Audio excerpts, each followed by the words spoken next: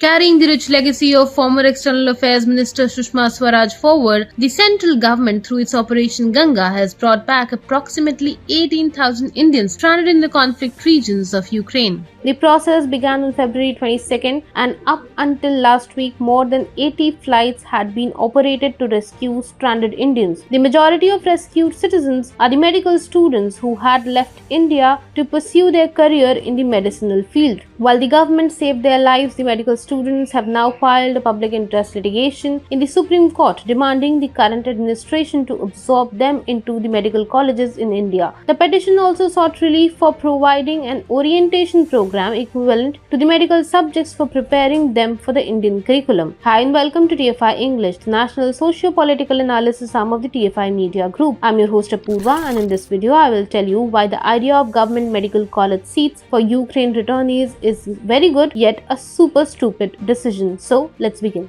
According to Live Law, the petition filed through advocates Rana Sandeep Busa and Dr. Neetu Naidu states it has to be taken into consideration that National Medical Commission has allowed foreign medical graduates to complete their internships in India due to the ongoing war between Ukraine and Russia. It further added, so in this backdrop, the government must consider the plight of the medical students who were forced to flee for their lives, leaving behind their medical education in between and returned back to India because of the ongoing war.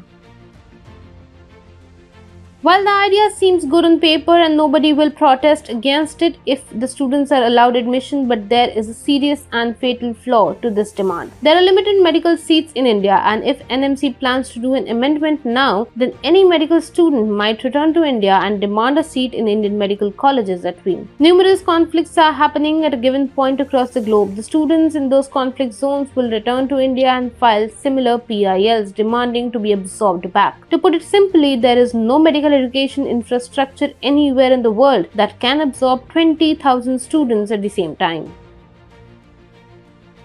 Moreover, the majority of these students did not clear the standardized entrance exam NEET or may not possess the required marks to gain admission into the top Indian medical colleges. As reported previously by TFI, to get admission to an MBBS course in Ukraine, all students needed to do was qualify NEET. The marks did not matter, and in some cases the Ukrainian colleges did not even ask for NEET scores while granting admission. Thirdly, the graduates from Ukraine's medical colleges are not as sharp as their Indian counterparts. Reportedly, near 4,000 students with medical degrees from Ukraine take the foreign medical graduates examination each year, but only about 700 pass. In 2019, 25.79% of foreign graduates cleared the FMGE, while the percentage was 14.68 in 2020 and 23.83 in 2021. The figures in the years preceding 2019 were even lower. Thrusting these students with different curriculum into hardcore Indian curriculum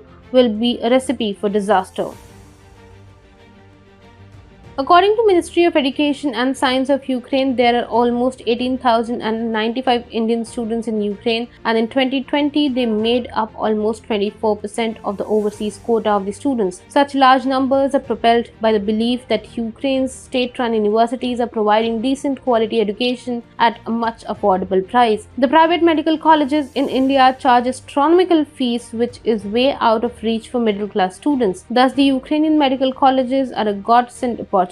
According to a Quartz report, fees for MBBS in Ukraine can vary from $3,500 to $5,000 per year, which is affordable for the Indian students, and the education standards are high. Meanwhile, in India, a student needs rupees 10 lakh to 12 lakh annual fee for this 4.5 years course, and one needs to spend around rupees 50 lakh to complete the course in any private college. According to the NMC, there are a total of 554 medical colleges in India, offering a total of 83,075 MBBS seats through NEET. For 83,000 odd seats, over 16 lakh appeared for the entrance exam in 2021. As per NEET 2021 result data, a total of 8,70,075 candidates qualified for the exam. Safe to say, a vast majority did not land a seat in a decent government medical college. If the 20k odd students from Ukraine are granted admission to government or even private colleges, it will be a disservice to the 8 lakh failed candidates who appeared for NEET. There is no simple solution to the current predicament the displaced Indian Ukrainian students are facing. The government can chalk a stopgap arrangement, but a full absorption into Indian medical schools look highly unlikely.